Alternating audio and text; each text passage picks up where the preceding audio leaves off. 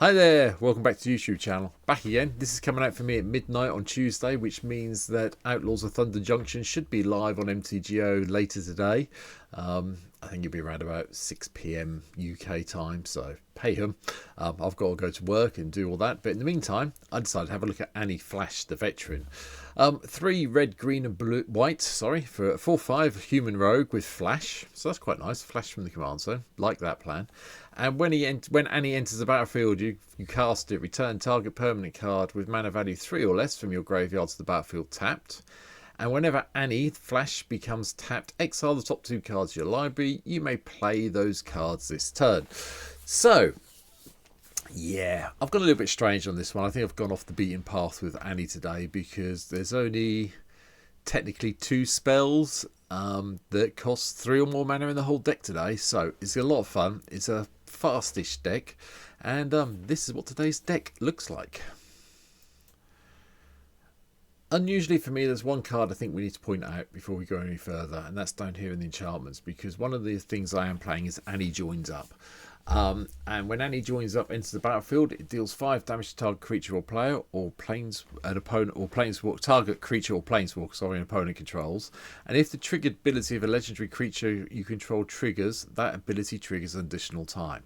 Now, I like this. This is 4 mana, which is one of the few cards that's technically more than what I was going to do. But it does 5 damage to basically anything that's going to annoy you. So, bear this in mind when we're looking at through the rest of the deck. So, starting at the beginning, yeah, we kind of gone heavy on the creatures. You can see all the creatures are either 3 mana or less. So, starting at the beginning, Birds of Paradise for the ramp.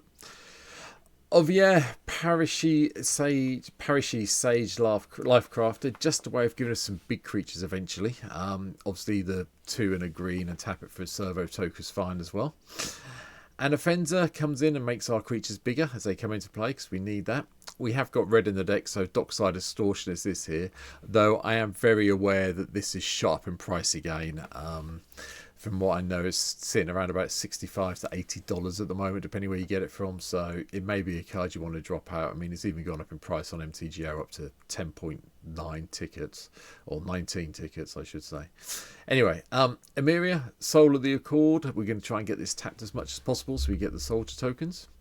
Goro, Discipline of Rushi is also here to make sure we've got a way of giving everything haste. Ruby, the Daring Tracker. Chances of having a creature with power 4 or more are possible in this deck, but again, it's another ramp card that helps us out with this red or green. Sylvan Carroted because it's hexproof ramp, and then Targ Nar Demon Fang Null is also here. The pack tactic should work, and we should be able to spend the mana that we have to double the power regularly. Trelasara, the Moon Dancer, comes in as well, just so we can gain a little bit of life and maybe do some scrying. Obviously, this doesn't gain us life, but we do have ways of getting some. Voice of Resurgence is in this deck. I've started to remember how good Voice of Resurgence actually is, and hopefully the big elemental creatures will help us out. Adeline, the Resplendent Cathar, is here. We're going to attack. We can get, for each opponent, create a 1/1 white token, so that's cool. Same with Anin Pakal, the 1000th Moon, so we can attack with this and get the gnomes on the go. Azusa, Lost but Seeking, lets us drop more land. Brimaz gives us more tokens to attack with when we block or attack. And Faldorn, Dread Wolf Herald works really well with Annie because we are exiling cards with Annie when it becomes tapped. If we cast them from exile or what have you, we get 2/2 Wolf. So, and it's another way of getting stuff off top of our library to draw and play with. The Casting Director also turns up to chuck around some rolls to help things out a little bit. Heliod, Suncrowned is here. I don't like the image this is picked up, but hey, this is a way of giving our creatures life links so we gain some life and make them bigger with +1/+1 counters. Clothis, God of Destiny, also puts an appearance in for this one. Pre-combat main phase, exile target card from graveyard. If it's a land, we get mana. If it's not, otherwise we gain a couple of life and deal some damage, which is fine. Laliel, the Blade Reforged, is also here. We like exiling cards. If we're going to exile cards, we might as well try and make this person as big as possible. Lauren of the Third Path comes in to blow up the artifacts and enchantments we don't like, and then do a bit of card drawing with a friend we've made on the table, hopefully. Monastery Mentor gives us a way of getting some monks.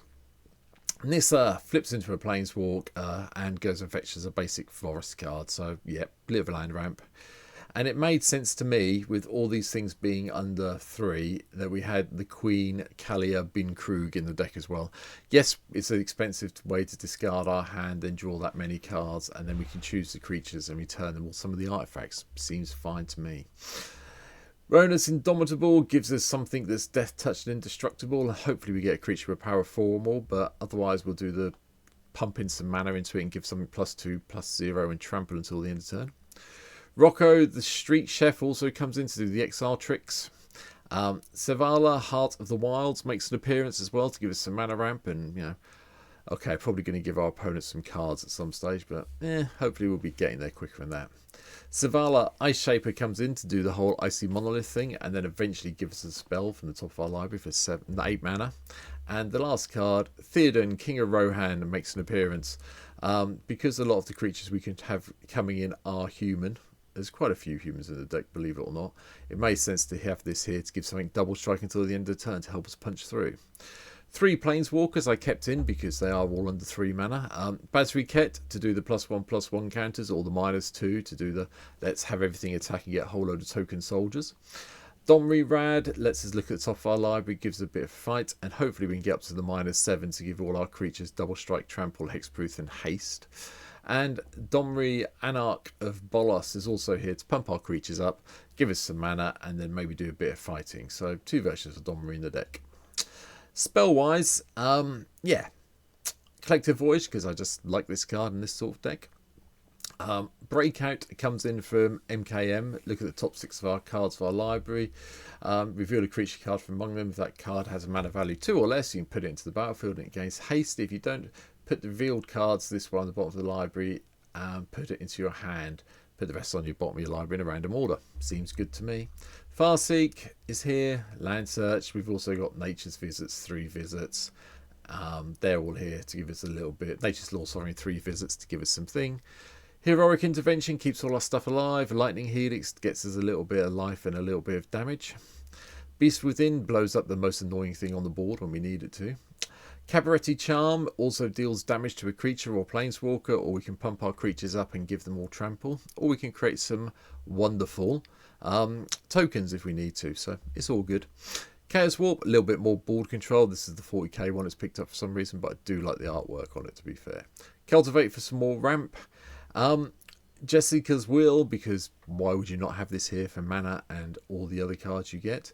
And then one of the other cards that's over 3 mana, Chroma's Will, because you can't play a white deck without this in nowadays. The card that I find interesting is Genesis Wave. We should have a lot of mana being generated at some stage. Having this go off, putting all our stuff into play. And don't forget, we haven't got to get too high. Because we're playing everything that's mainly 3 or less, we should be able to put everything we get off Genesis Wave into play. Idealistically, we want to hit 4 just in case we do hit the enchantment I talked about earlier. And he joins up. Ramp from artifact wise, Mana Crypt can come out if you don't want to play it, but it's in here because I just like it in this sort of deck. Mox Tantalite's here because we want the colour more than we want the other side of the suspend one. We have got Soul Ring here to give us a bit of double colourless. Arcane Signet, 1 of each of the talismans, and then Lightning Greaves and the boots to protect Annie when we get them into play. The other enchantments that aren't Annie joins up, Authority of the Consuls, Land Tax, Legion's Landing, Bard class, because we do have quite a few legendary spells in the deck, and if we can get this level up, it makes casting Annie cheaper once she's been killed off, so that's always good. And then we can do the level 3 whenever we cast an exile, we get to exile the top 2 cards, so it all helps. Awakening Zone just is here to give us a bit of mana boost if we need it every turn, and a blocker. And the Growing Rights of Itlamok are also here as well, just to help us ramp that mana up, hopefully to use the mana to cast Genesis Wave in the future. Annie joins up, I've talked about. We have a few things that come into play and trigger, so it's all good. I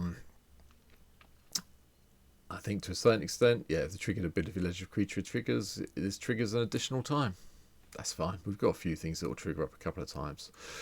The rest of it is really just the land you would expect to see. There are a couple I will point out just so you know they are here. Gavany Township's here, another way to sink our mana into things to make all our creatures bigger. I am playing Game Trail and Snarls and so on and so forth. Fortified Village, I quite like them for this sort of deck. Beyond that, yes, I have got my usual suspects in here. Oh no, I haven't. I didn't put them in this time. There you go. See, I have taken out the colourless mana because everything in the deck really does need the coloured. So the only thing I think that's colourless is Gavany Township. Yeah. See, even I forget what I've put in a deck occasionally. I'm not Maeve. I'm not a god. Anyway, that's it. That's my take on Annie Flash. Yeah, I'm pretty sure this is not the right build for Annie, just so we're clear, but I want to play something that's a little bit of fun and try and abuse the mana value 3 thing or less. Hopefully it works. Hopefully you've had a few ideas. It's going to be a very casual deck when I play this on stream. But it should be fun to do and we'll get things going. The great thing is because I haven't got Elixir of Immortality in here, because Annie will come into play and bring back anything that we really need from the graveyard into play anyway. So that's pretty cool, especially we do at the end of an opponent's turn. But that's it for today. Hopefully you've hit the subscribe button that's down below. I'm seeing at 379 as I record this video today. So hey, we're getting 121 to go to get the 500. That would be really great. So please help me out and subscribe if you can. And I'll be back tomorrow with probably another legendary creature from the Outlaws of Thunder Junction to have a look at. So for now, thanks for watching, take care, and I'll see you in the next video. Bye.